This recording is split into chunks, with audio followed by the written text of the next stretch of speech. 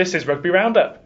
Coming up, Worcester look to get an edge over their playoff rivals. We've got highlights from Bees versus Bristol, and we speak to Moseley's Adam Caves.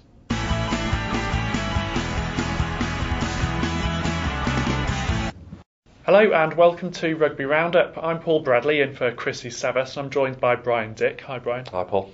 Let's turn to Worcester first of all and the game that they played against Nottingham. What sort of game was that and was it a deserved victory? Well, it was. Richard Hill afterwards was as fulsome in his praise of Worcester's first 50-60 minute performance as he has been all season. You know, he's not a guy that is afraid to tell his team when they've played poorly, but he was pretty positive about it, if we're honest, and rightfully so, because Worcester's pack and the half-backs ran the game extremely effectively.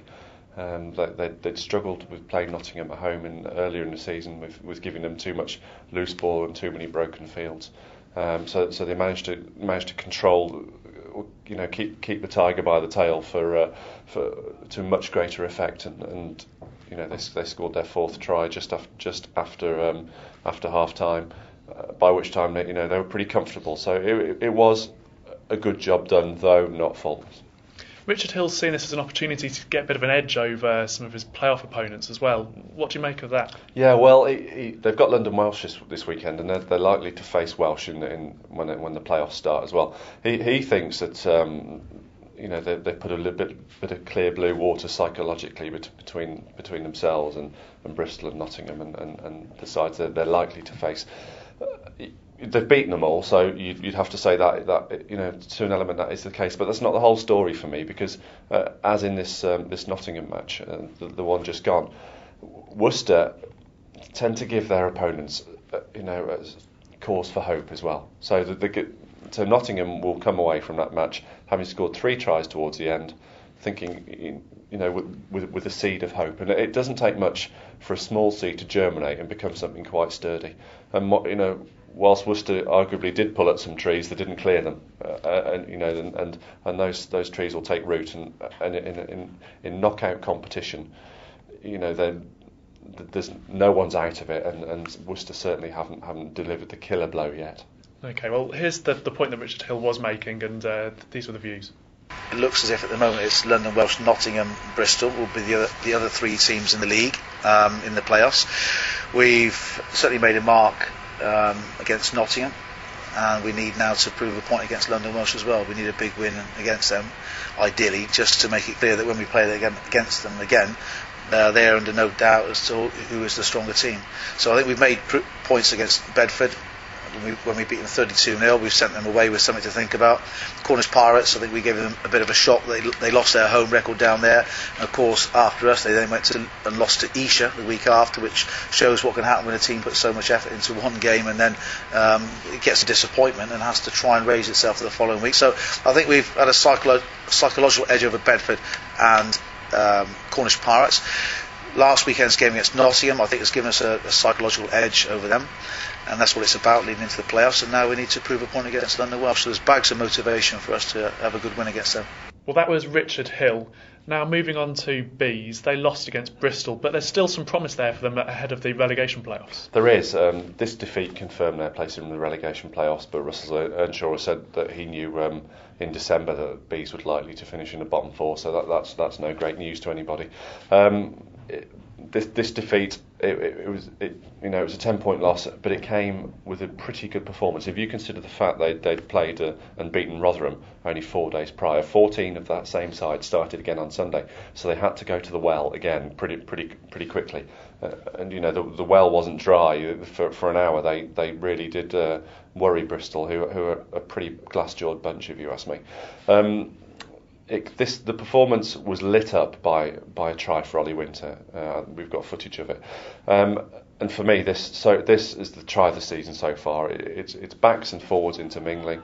It's a decent counter attack. There didn't appear to be anything on when Adrian Jarvis cleared the ball, but Bees found the space and they created a little bit more space. We see Adrian Griffiths come off his wing and open up a channel for Ollie Winter to go down there. This guy's a second row, but his appreciation of space and the love he puts on the pass to Ollie Winter, it's just such a fantastic touch. While they can do this, as they will be able to for the rest of the season, as the conditions, the pitches get harder, the ball stays drier. They are going to be difficult for anyone. So anyone wanting to write this lot off, do so at their peril. Okay. Well, after the match, we caught up with Ross McMillan, and here's what he had to say. Yeah, I thought we did.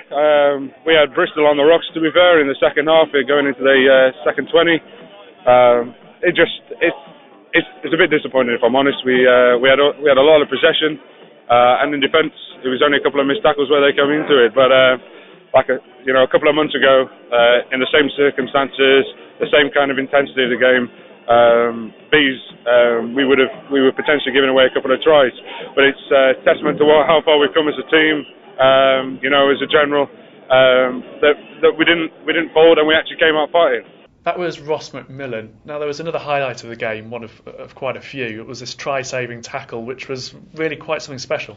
It was brilliant. Ollie Grove, a young lad in his first season in senior rugby, he appears from absolutely nowhere to knock the ball carrier into touch. Now, the guy is actually over the line when Ollie meets him. Why he hasn't put it down sooner or gone low and slid in, I don't know. But Ollie comes across and he just cleans him out, and it was an important part of the game. And Ollie's got a reputation building a reputation for doing this. There was a situation in the first game of the season where he was playing against Worcester, his old club, and Miles Benjamin, who is a pretty decent finisher, had a very similar opportunity, and Ollie came from nowhere and put him into touch as well. So whilst there is that spirit and fair play to Ollie for showing it, that whilst there is that spirit, that there's hope for Bees as well. Okay, well, now let's move on to Moseley. They drew against Plymouth in quite a tough game. Yeah.